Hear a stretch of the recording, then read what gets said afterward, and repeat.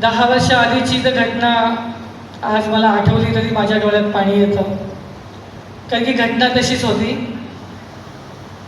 10 वर्षाच्या आधी मला पहिले 2 हार्ट अटॅक येऊन गेले. त्याच्यानंतर गर्भाशयाची पिशवी काढली होती. त्याच्यानंतर पायाचे प्रॉब्लेम झाले होते.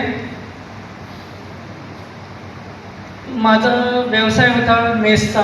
मी लोकांना टिफिन प्रोव्हाइड करायचे. 200-250 टिफिन होते माझ्याकडे. ते काम करता करता पाठीत दुखणे, कंबर दुखणे, हातपाय दुखणे असं सगळं चालू होतं.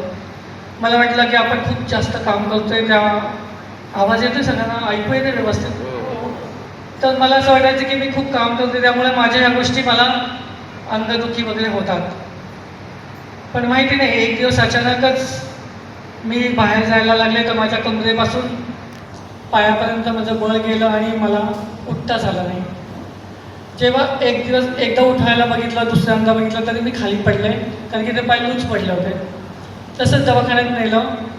दवाखान्यात 15 दिवस सगळी ट्रीटमेंट केली, स्टिरॉइड दिले, सगळं केलं, पेनकिलर दिले. शेवटी एका नतीजावर पोचले की तुमचे 3 ऑपरेशन केल्या जाईल, नाही तर तुम्हाला जिंदगीमध्ये कधीच तुम्ही चालू शकणार नाही. तुम्हाला बेडवरच झोपायला लागेल. या ह्याच्यामध्येच मला थायरॉइड, मोतीबिंदू, कानाने ऐकू येणे न येणे, संधिवात, अस्थमा